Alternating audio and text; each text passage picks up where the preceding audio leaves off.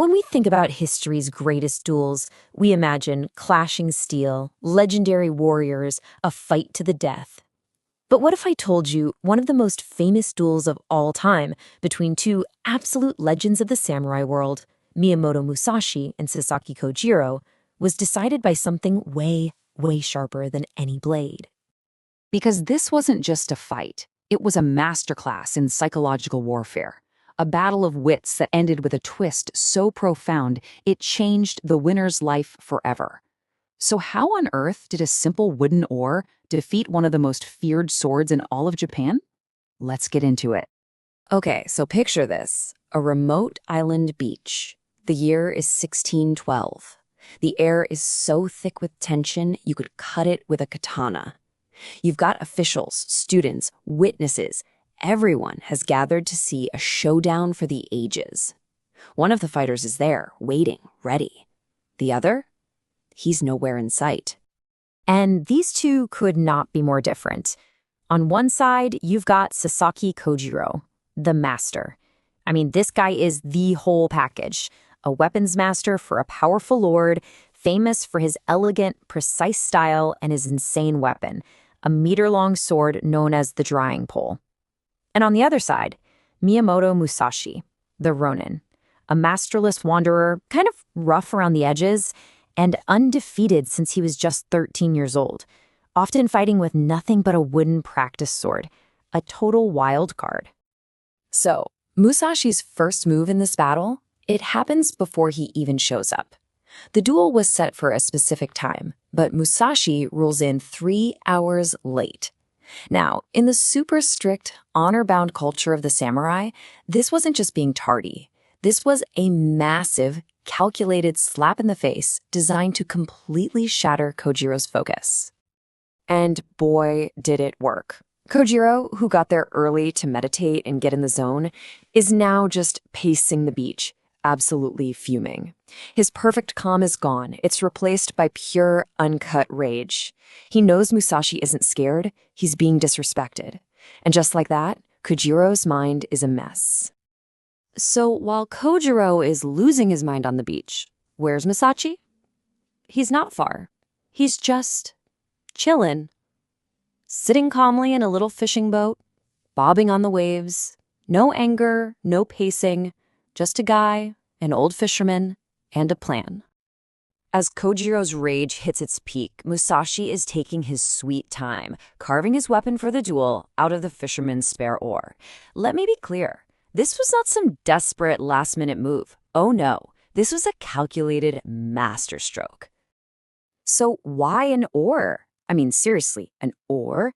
It's all about the mind games. See, Musashi knew his opponent inside and out. Kojiro's giant sword gave him a huge reach advantage over a normal katana. But a boat oar? Musashi carved it so it was even longer than Kojiro's legendary blade.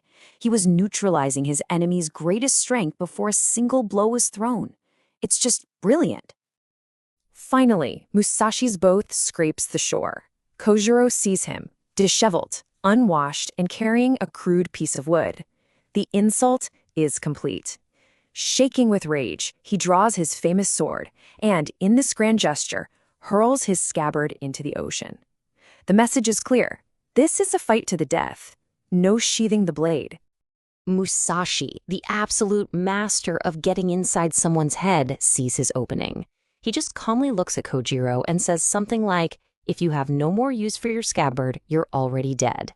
It was the final nail in the coffin for Kojiro's composure. He was completely unhinged. And that's it. Kojiro charges, swinging wildly, his attack all anger and no precision. Musashi, totally calm and centered, dodges with ease. And as that huge sword slices through the air, Musashi steps in and brings the heavy wooden oar down, cracking Kojiro's skull. One more blow to the ribs, and it's over. The master is defeated. So let's get this straight.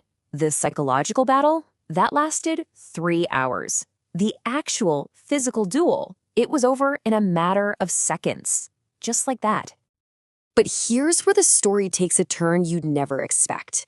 As Musashi gets back in the boat, he doesn't celebrate. He doesn't gloat. He weeps. This is the moment where everything changes for him. In that moment of victory, it all hits him. He just extinguished a life dedicated to mastering the same art he was. And for what? For his reputation? For pride?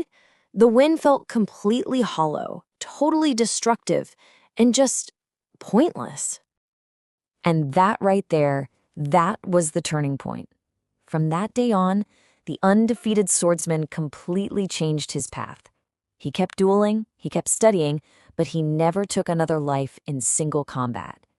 His biggest victory wasn't beating Kojiro. It was the wisdom that came from it.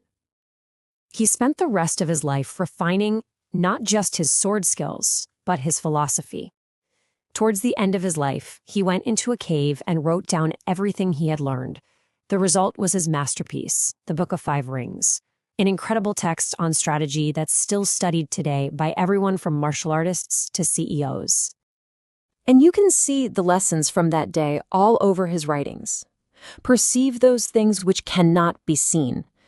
Like the rage building in your opponent. Distinguish between gain and loss, understanding that winning the fight can mean losing something much more important. And maybe the biggest one, do nothing which is of no use. A lesson born directly from the emptiness he felt after killing Kojiro. So in the end, the duel on Ganryu Island wasn't just about a fight.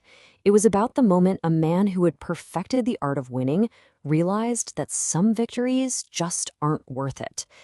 It kind of makes you wonder, doesn't it? What are the biggest challenges in our own lives trying to teach us?